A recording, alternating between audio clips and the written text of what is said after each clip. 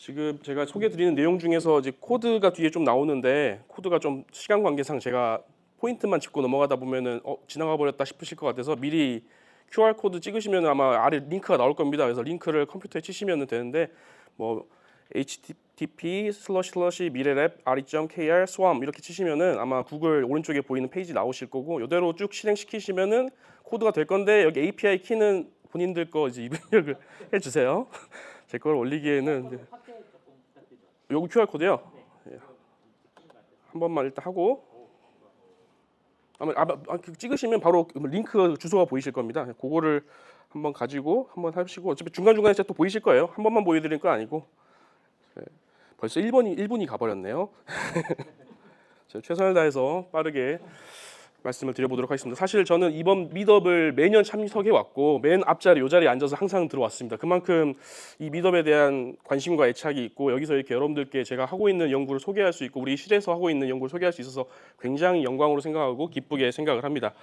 저는 현재 한국원자력연구원 인공지능응용연구실에서 근무를 하고 있고요. 오늘 여러분들께 소개해드릴 것은 저희가 하고 있는 여러 가지 중에서 에이전틱 AI로 사실은 이제 여러 가지 일들을 해보려고 합니다. 그걸 하기 위한 프레임워크가 많이 있는데 그 중에서 오픈 AI의 스웜을 활용해서 하는 사례를 좀 소개를 해드리려고 합니다. 그래서 오늘 말씀드릴 내용은 크게 보면은 오픈 AI 스웜을 왜 써야 될까요? 첫 번째 이 질문에 대한 누가 언제 어디서 무엇을 어떻게 왜 써야 되는지를 제가 6화 원칙에 따라서 최대한 설명을 설득해 보려고 하겠고요. 왜냐하면 다른 앱 프레임워크도 많아요. 그래서 요거에 대한 장점을 오늘 한번 제가 쇼호스트처럼 한번 표현을 해보고 어떻게 쓰면 좋다라는 실무적 예시를 코드에서 이 예시 코드들 몇 가지 펑션 콜링이나 핸즈오프나 루틴이나 루프 인터랙션이 어떻게 이루어지는지를 실코드를 가지고 조금 소개를 해드리고 뭐 예시 코드 따라가 보시면 이렇게 돌아가는구나 생각보다 심플하네라고 느끼실 수 있을 것 같아요. 마지막으로는 이거 코드는 공개 안 드리는데 아래 세 가지는 실제로 저희 연구원에서 트라이 하고 있는 여러 가지 프로토타이핑 오픈 AI 스웜을 활용해서 하고 있는 사례를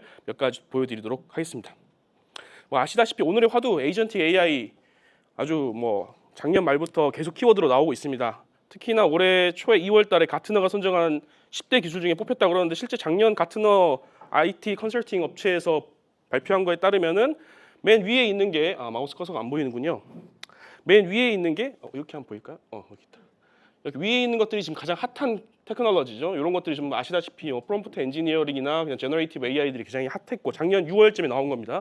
거기 왼쪽에 있는 게 라이징 스타들, 컴포지트 AI, AI 시뮬레이션, 멀티 에이전트 시스템인데 요것들이 이제 라이징 스타였는데 이제 라이징 스타답게 올해 이제 아마 6월에는 얘네들이 위로 올라올 것 같다는 생각을 하고 있고 그 중에 하나가 멀티 에이전트 시스템이 되겠습니다. 오늘 얘기할 저희 인공지능 연구실 원자력 연구원 인공지능 연구실 이 두 가지 큰 카테고리를 다 핸들링하면서 과제를 수행하고 있다는 점을 좀 소개를 해드립니다. 뭐 저희만 하는 게 아니라 쟁승환께서도 에이전틱 AI가 제너레이티브 AI 다음이고 더 나아가서는 피지컬 AI다. 실제로 저희 원에서도 이런 기술들을 나중에는 원자로라든지 로봇까지도 응용해 보려고 생각을 해서 이런 원초적인 연구들을 많이 시도하고 있습니다. 궁극적으로 이 키워드는 어디로 수렴되냐면 오토노머스 띵스, 뭐 IoT라고 해서 인터넷 오브 띵스처럼 모든 걸 자율화시킬 거라는 자율 키워드로 수렴을 할 것으로 보여지고 있습니다. 그래서 저는 오늘 좀 강조하고 싶은 게 우리가 지금까지 에이전트가 등장하기 전과 후를 나눌 때 AI를 바라보는 관점이 크게 수단으로서의 AI와 이거 일을 해결하는 주체로서의 AI로 이렇게 나눠지지 않을까. 그래서 기존에는 우리가 AI라는 도구를 뭐 여러 가지로 그냥 활용을 했었는데 더 나아가서 이제 AI한테 맡겨놓고 일이 해결되기까지를 우리가 기대하고 있다. 그것이 우리가 해결 주체로서 AI라고 설명할 수 있고 최근에는 우리가 지금 협력자, 챗GPT 같은 걸 쓴다는 거는 어떻게 보면 협력자고 좀 더 나아가서 레그 같은 걸 연동해서 우리가 갖고 있는 전문 지식까지 문서를 읽어서 나에게 코멘트를 해줄 정도 되면 전문가 수준이 되고 더 나아가서는 어떤 문서를 읽을지 어떤 인터넷 서베이를 할 건지 스스로 지식을 정리하고 체계화시켜서 답변을 주는 정도가 에이전트 AI라고 할 수 있지 않을까 싶습니다. 그리고 현 시점은 이제 초입이다. 저는 그 정도로 생각을 하고 있습니다. 왜냐하면 보시다시피 2023년도에 보시게 되면 왜 우리가 전문가로서 인정을 하냐면 벌써 휴먼 퍼포먼스를 월등히 뛰어넘는 카테고리가 굉장히 많고 굉장히 근접한 카테고리도 2023년도에 많아요. 그러면 2024년도 지나서 2025년도는 거의 뭐 AI랑 사람이랑 이제 대등한 위치로 퍼포먼스를 부리고 있겠죠. 여기서 보시게 되면 수단으로서의 AI 우리가 과거에 어떻게 해왔냐 문제 해결을 할 때 이제 컴퓨터 사이언티스트라든지 뭐 엔지니어가 여러 가지 신호 처리, 영상 처리, 여러 가지 알고리즘들, 그냥 모델들, 회귀 모델, 그런 것들 활용하고 더불어서 딥 뉴럴 네트워크라든지 최근에는 PIML, 물리정보 기반 신경망 같은 여러 가지 AI 도구들을 활용해서 문제를 풀어왔습니다. 포인트는 뭐다? 인간이 그 어떤 도구를 쓸지 어떻게 조합할지 다 결정을 했습니다. 어디까지나 우리가 AI라고 하면 약간 인공지능인데 지능이라기보다는 사실상 도구로서 모델 정도의 수준에서 많이 활용을 해왔던 것 같아요. 그런데 에이전틱 AI라는 키워드는 이런 거 뭘 어떻게 할지를 한번 AI가 알아서 결정해 줬으면 좋겠는데 여기서부터 큰 차이가 있다고 생각을 하면서 인간은 한 발짝 물러서서 풀어야 될 문제가 있는데 옛날에는 내가 어떤 걸 조합할까 고민했다면 이제는 도구는 다 깔아놓고 AI를 실제로 만들거나 가져다 쓰는 것도 깔아놓고 너가 한번 최적의 조합을 생각해봐. 인터넷도 찾아보고 문서도 읽어보고 그리고 나한테 제안해줘. 내가 맞다고 생각하면 그대로 실행해서 문제를 해결해봐. 가 해결의 주체로서의 AI. 이 정도 돼야 이제 우리가 조금 지능이 있다라고 이해할 수 있지 않을까 생각을 하면서 우리가 지금 계속 공부하고 있는 LLM 계통에서 보게 되면 펑션 콜링이 마침 먼저 나왔는데 우리가 가지고 있는 어떤 알고리즘이나 펑션을 실행하는 수준, 더 나아가서 그 실행을 하고 그 다음을 실행하고 그 다음을 실행하는 연속적인 체인, 더 나아가서 어떤 펑션을 실행할 건지를 결정하는 라우터, 그 다음은 이걸까지도 스스로 펑션을 만들기도 하고 지가 실행하고 결과도 만들어내는 전체 절차를 통제하는 것이 이제 에이전트 레벨이라고 저는 생각을 하고 있습니다. 아시다시피 그렇게 하려면은 우리의 에이전트는 인식도 해야 되고 생각도 해야 되고 의사 판단해서 결정도 해서 행동을 취할 수 있어야 되고 이것이 결국은 외부 환경, 우리가 생각하는 외부 환경이라면 지금 아까 보여주신 이커머스 같은 경우 온라인 마켓일 수 있는데 저희가 이제 바라보는 아까 피지컬 AI 정도 갈 것 같으면은 로봇이라든지 실제 자동차라든지 기계라든지 원자로라든지 이렇게 진짜 구조물까지도 작용을 하게끔 하는 데까지가 먼 미래입니다. 지금 된다는 얘기는 아니고 우리가 나아가는 방향이 이러인 것 같다. 소개를 좀 드려볼 수 있을 것 같아요. 그런데 제가 이제 고민은 거기까지는 여러분도 다 공감을 하실 거예요. 자, 여기서 저는 큰 화두가 있어요, 사실은. 자꾸 이렇게 하다 보면 최근에 화두는 이제 에이전티기를 넘어서 멀티 에이전트란 말이죠. 아, 혼자 하나 맡기니까 힘들어. 여러 명한테 맡기니까 성능이 좋아졌어. 이걸 관리를 하는 것만 내가 하면 될 것 같아. 좀 시간이 지나면 어떻게 될까요? 관리도 내가 할 필요가 없을 것 같아. 자꾸 사람이 이제 밀려나는 거죠, 역할이. 그러면 어떤 일이 벌어질 것 같냐고 저는 상상을 해봤을 때는 이 관리를 자꾸 사람을 내가 지금 있는 조직에서 내가 하는 역할의 관리자가 AI가 대신될 수 있고 누구만 남을까? 원장님만 남을 것 같아요. 최종 책임자. 이 문제가 생겼을 때 누가 이름을 걸고 책임을 질 것인가? 그 사람 밑으로 있는 건 다 장기적으로 볼 땐 AI가 대체될 수도 있겠다. 물론 이건 그냥 이제 제 상상의 나래를 펼쳐서 큰 그림을 얘기하는 겁니다. 그러면은 그런 식으로 만약에 세상이 바뀐다고 하면 우리 인간은 어떤 포지셔닝을 가야 될까가 저한테 화두였어요. 그래서 인간이 자꾸 여기 옆에서 머물러가지고 AI 옆에서 나는 AI보다는 이런 건 더 잘해. 이거는 내가 해야만 해. 이렇게 싸울 일인가? 아니면 포지션 자체를 넘어가서 이제는 문제를 푸는 거는 다들 AI라든가 최신 기술이 앞으로 5년, 10년 안에 나오면 다 할 거니까 우리는 문제를 만들 수 있는 사람이 돼야 된다. 새로운 문제라는 거를 창출할 수 있어야 돼서 새롭고 근데 그냥 새로우면 안 되죠. 의미가 있어야겠죠. 사람들한테, 인류에게, 우주에게, 지구에게 의미가 있는 어떤 가치를 창출할 수 있어야 되고 그러면 한 번도 가보지 않고 한 번도 소비해보지 않고 한 번도 먹어보지 않은 걸 만들어내야 되기 때문에 비유하자면 개척자. 어쩌면 예술가들이 지향하는 컨셉으로 인간의 역할은 넘어가게 되지 않을까가 제가 큰 고민을 하고 있는 겁니다.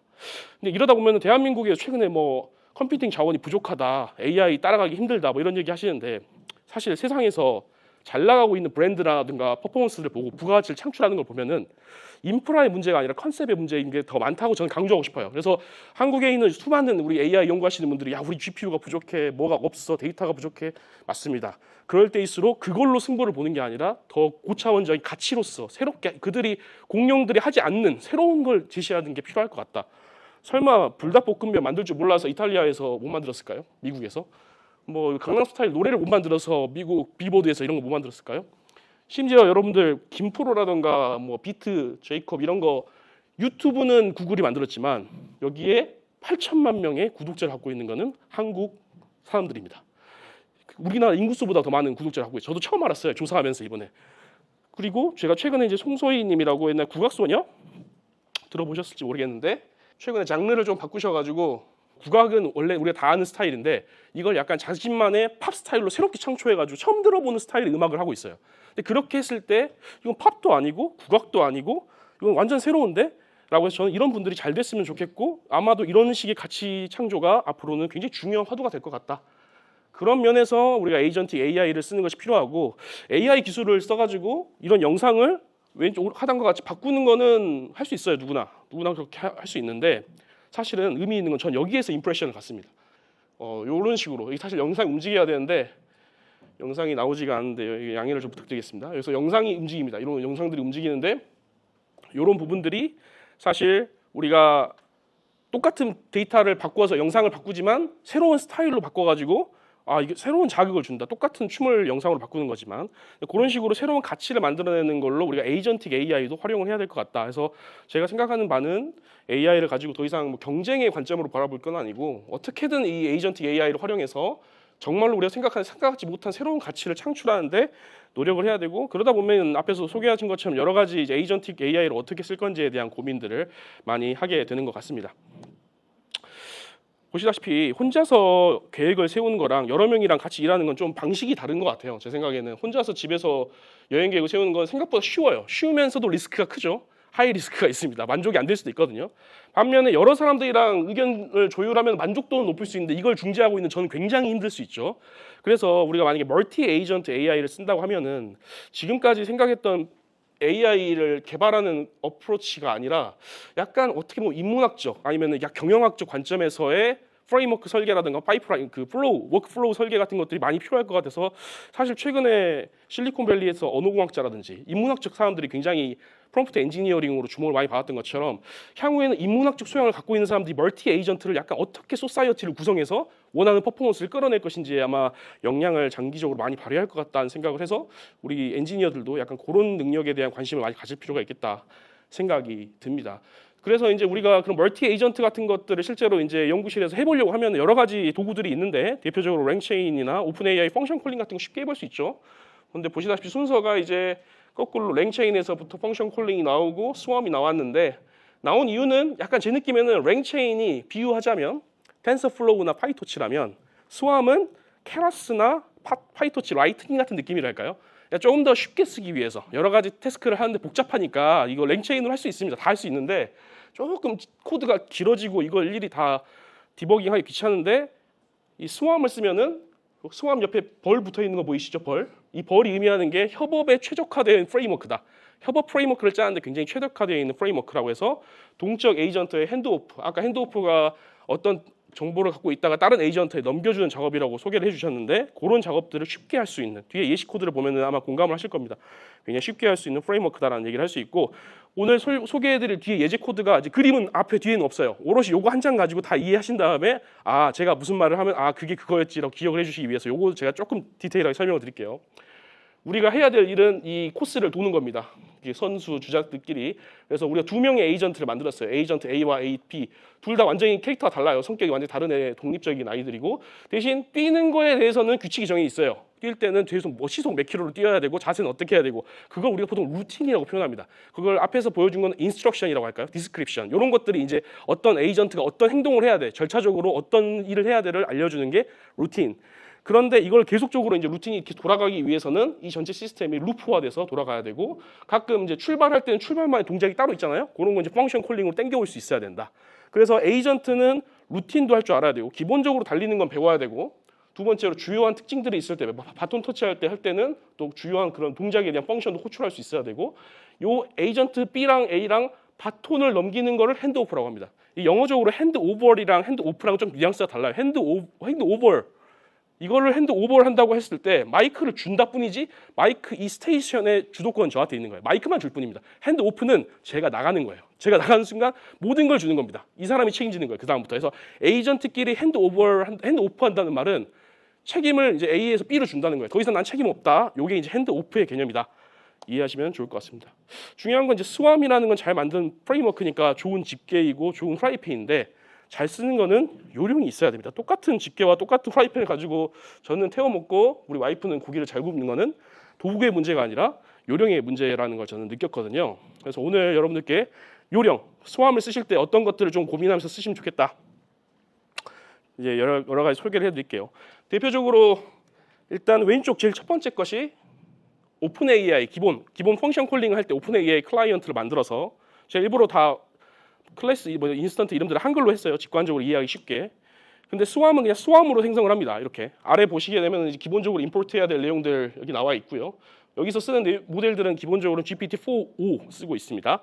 이런 식으로 호출을 하고 에이전트를 설명할 때 에이전트의 이름을 붙일 수 있고 에이전트가 어떤 모델을 쓸지 이게 GPT 뭐 4.5인지 그냥 5.1인지 뭐 GPT 4.5인지 이런 것들을 쓸 수 있고 앞에서 소개했던 디스크립션 같은 개념 이게 루틴 내가 어떻게 행동해야 된다는 지침 이것이 인스트럭션으로 제공될 수가 있습니다. 인풋으로. 그리고 펑션도 제공될 수 있어요. 펑션도 있는데 뒤에서 소개를 하겠습니다. 기본적으로 에이전트는 이렇게 설정할 수 있고 그리고 보시다시피 방금 인스트럭션을 이렇게 지금 글로 써줬는데요. 이 글을 함수로 만들어서 함수로 디파인 한 다음에 그냥 인스트럭션을 함수로 콜할 수 있습니다. 이런 식으로. 이렇게 하면 뭐가 좋냐면 예전에 펑션 콜링 할 때 보면은 에이전트를 써놓고 에이전트를 디파인을 해보면 이거를 나중에 바꾸기가 굉장히 복잡해요. 이 코드상. 근데 에이전트에게는 펑션만 만들어 놓고 도와주기를 해놓고 이 펑션을 오버라이딩 해버리면 계속 원하는 식으로 계속 작업 중에서 펑션의 스타일을 바꿀 수 있다는 게 특징이 되겠습니다. 이런 식으로 해서 펑션으로 인스트럭션을 줄 수 있다는 점. 그래서 이런 역할을 그때그때 자신이 이 지침에 맞춰서 이 펑션에 맞춰서 진행할 수 있다. 그래서 질문하는 방법은 메시지를 똑같이 컨텐츠로 넣어서 던지면 되고요. 이때 이제 어떤 에이전트에다가 던질 건지 근데 여기 컨텍스트 밸리어블이라고 해서 약간 내부 변수 같은 걸 또 넘겨줄 수 있어요. 나름의 여러분의 갖고 있는 정보들 레그로 추출한 데이터들이나 이런 것들을 변수로 넣어서 넘겨줄 수 있다. 예를 들어 이름이라는 것은 호건이라고 해서 강제로 제가 넣어서 클라이언트로서 보내면은 답변을 할 때 이 변수가 요런 거라는 건 알고 있는 상태에서 답변을 활용합니다. 그래서 여기다가는 이제 앞으로 뭐든지 계속 넣을 수 있겠죠. 질문할 때마다 컨텍스트 밸리어블에 이걸 참조해 해서 넘겨줄 수 있는 방식이다. 이게 이제 기본적인 에이전트 생성 그리고 지침을 제시하는 방법이고요.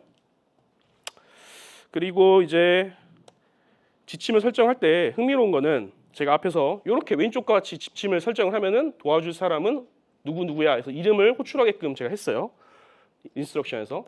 그런 경우는 제가 답변을 보면은 안녕 호건 너 내 이름이 뭔지 아니? 이렇게 물어봤을 때 호건이라고 답을 하는데 만약에 질문을 그냥 인스트럭션을 다음과 같이 이름이 원하는 걸 도와줘. 그는 한국어만 할 수 있다고 얘기하면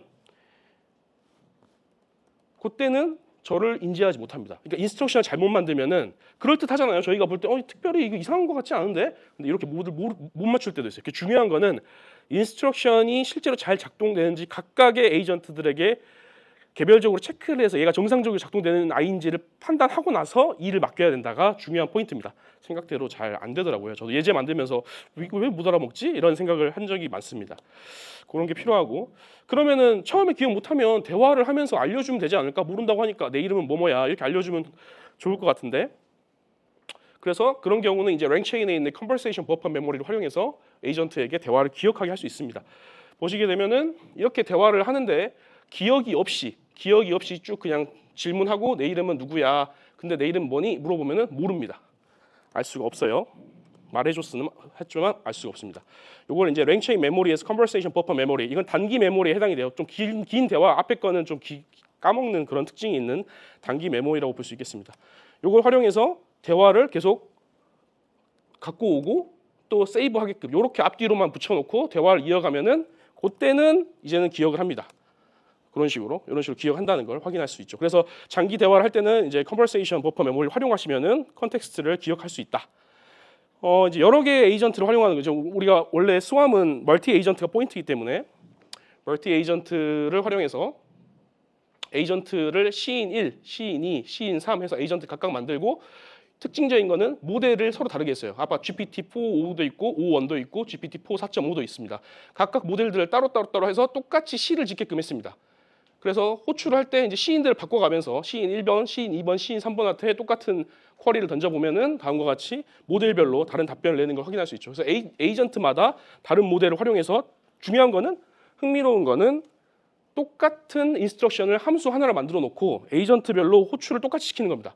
삼행시 쓰기라는 그 펑션을 그대로 다들 지침으로 똑같이 따라서 쓸 수 있게끔 해놓은 거예요. 그래서 에이전트가 갖고 있는 모델은 다르지만 인스트럭션을 하나의 펑션으로 동일하게 작용하게 할 수 있다. 그리고 참고로 실무적으로는 이제 굳이 이렇게까지 안 쓰고 이런 식으로 포구문으로도 만들 수 있겠죠.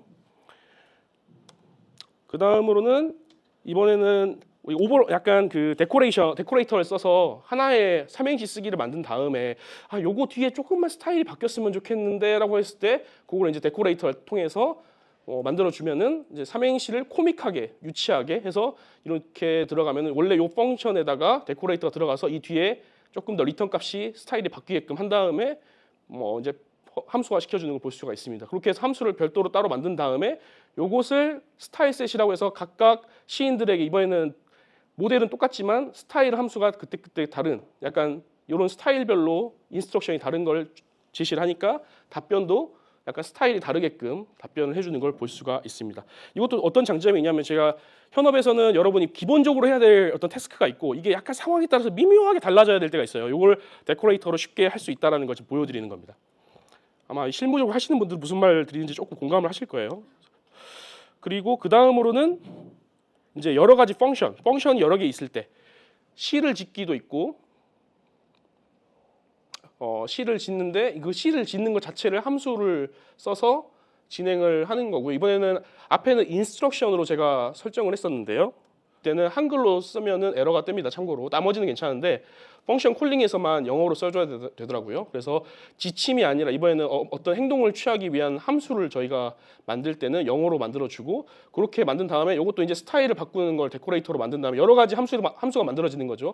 포임 함수 그리고 포임 코믹, 포임 차일디시 이렇게 만들어 놓고 이것들을 각각 에이전트에다가 이제 세 개를 다 함수를 줍니다. 그럼 하나의 에이전트인데 펑션이 세 개가 들어오죠. 그러니까 이제 사용자가 어떤 걸 요구하면 거기에 맞춰서 적절한 펑션을 자기가 실행해서 처리하게 됩니다. 이때 보통 보니까 함수 이름을 보고 어떤 걸 처리해야 되는지 좀 판단하는 경향이 있는 것 같습니다. 함수 이름을 잘 지어주셔야 보통 이제 AI가 딱 명령을 받고 어떤 펑션을 실행시켜야 될지를 잘 판단할 수가 있습니다. 시간이 타이트하네요. 근데 이제 만약에 함수에 없는 걸 질문하는 경우, 예를 들어 함수에 지금 번역해줘라는 거는 함수가 없었는데 번역을 해달라고 요청을 하면 어떻게 벌어지냐? 번역을 해주긴 합니다. 할 줄 아니까요. 그 LLM이 기본적으로 할 줄 아니까 하긴 하는데 그럴 때는 함수를 쓴 건 아니기 때문에 그냥 번역을 해주고요. 근데 만약에 할 수 없는 일을 맡기면은 함수로서만 꼭 처리해야 될, 예를 들어 웹서핑을 해줘. 근데 그런 게 안 되는 상황에서 LLM한테 요청하면은 처리를 할 수가 없습니다.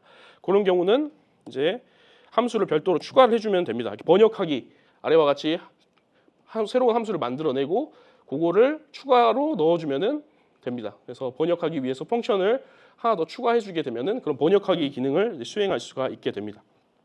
그리고 이제 멀티 에이전트에 대해서 보시게 되면 에이전트를 두 개, 한 명은 시인, 한 명은 번역가에서 각각은 인스트럭션을 이렇게 설정을 해가지고 삼행시를 써줘, 번역을 해줘. 그렇게 해서 삼행시를 써주고 그 다음에 그 내용을 그대로 받아서 번역가에게 넘겨주면은 번역을 해주는 이런 일련의 이제 기능을 순차적으로 우리가 코딩을 직접 하면은 또 넣을 수 있고요. 시간이 타이트하네요. 핸드아웃은 중요하니까 설명을 드릴게요. 요것을 이제 펑션으로 시인에게 펑션을 하나 추가하는데 transfer to translator 그래서 이렇게 함수를 선언합니다. 누구한테 가야 될지 destination 이런 펑션을 실행하면 번역가한테 간다, 전달돼 버린다. 그래서 이걸 뭘 받았는데 번역해줘라고 했는데 자기는 번역하는 펑션이 없을 때 번역가가 이걸 할 수 있을 것 같다면 번역가한테 더 줘버리는 이런 기능을 이걸로 구현할 수가 있겠습니다. 시간 관계상 이것들을 이제 조금 설명을 드렸는데 질문이 나오시면 여기까지 이제 핸드오프가 된다는 걸 소개를 드렸고 조금 코드상으로 좀 보여드려야 될 것 같은데 마지막으로 좀 소개를 해드리고 싶은 거는 여기 펑션을 넣었을 때 순차적으로